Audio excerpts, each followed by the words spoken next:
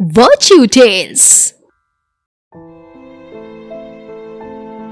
रामू एक गरीब आदमी था। मजदूरी का काम करके वे पैसे कमाता था, लेकिन दिन भर की कड़ी मेहनत के बाद भी वो बहुत थोड़े पैसे कमा पाता था, जिससे उसके परिवार का गुजारा बहुत मुश्किल से होता था।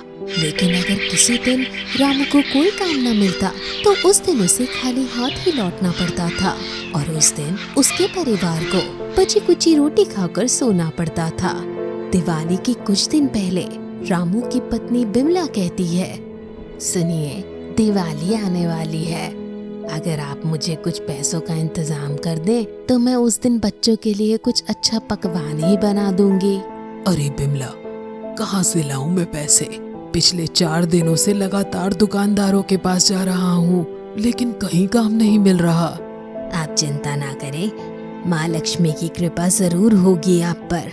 बापू, रोहित के बापू ने उसे पटाखों का डब्बा लाके दिया है। मुझे भी पटाखे जलाने हैं। हे भगवान, मैं क्या करूं? मेरे बच्चे क्या इस बार दिवाली नहीं मना पाएंगे? मेरे बच्चों पर कृपा करो प्रभु। आज मुझे कुछ काम दिलवा ही दो, ताकि मेरे बच्चे भी और बच्चों की तरह दिवाली मना सके। उसके बाद रामू इस आस में घर से निकल जाता है कि आज वह काम ढूंढ ही लेगा। काम ढूंढते ढूंढते उसे सुबह से शाम हो गई। फिर वह एक दुकान पर पहुंचता है, जहां उस दुकान का मालिक दुकान बंद कर रहा था और घर लौटने की तैयारी कर रहा था। वह उस सेठ के पास जाकर हाथ जोड़कर कहता है, मालिक, कोई काम है क्या? तुम क्या काम कर सकते हो? आप जो भी काम देंगे मैं करूँगा। अच्छा ठीक है, ये मेरा कार्ड रख लो। तुम कल मेरे घर आ जाना, मैं तुम्हें सब समझा दूंगा। ये सुनकर रामू बहुत खुश हो गया, और सेठ जी के ये सब कहने पर उसके मन में आशा का दीपक जगा। जब वह घर लौट रहा था, तभी अचानक एक गाड़ी आकर उससे टकरा जाती है और रामू का हाथ टूट जाता है। हे भगवान, ये क्या हो गया मेरे साथ?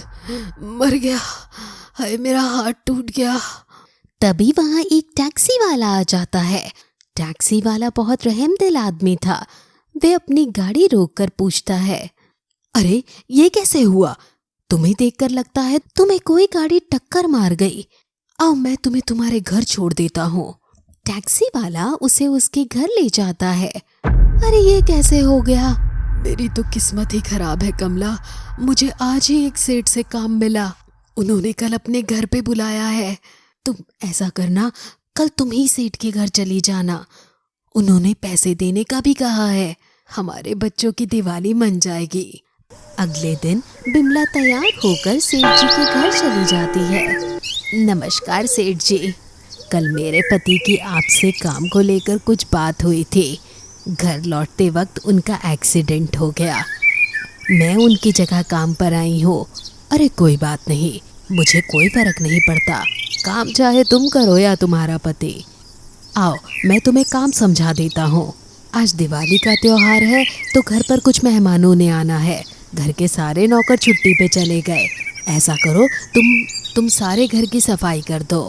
बिल्कुल सेठ जी, मैं अभी किए देती हूँ।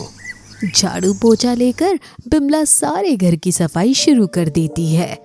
तभी वहाँ सेठानी आती है। सुनो, बाहर लॉबी भी क्लीन कर देना। मेहमानों के खाने का इंतजाम वहीं पर कर देंगे। जी मालकिन, अभी किए देती हूँ। पूरे दिन बिमला एक टांग पर खड़ी होकर सारा काम किए देती है। सेठ और सेठानी उसे दिवाली के उपहार में कपड़े, पटाखे और मिठाइयाँ देते हैं, और वो सब लेकर वे घर लौट जाती है। घर जाकर वह अपने पति और बच्चों को सारे उपहार दिखाती है, और पूरा परिवार मिलकर माँ लक्ष्मी और गणेश जी की पूजा करता है, और इस तरह उनकी दिवाली हैप्पी बन जाती है।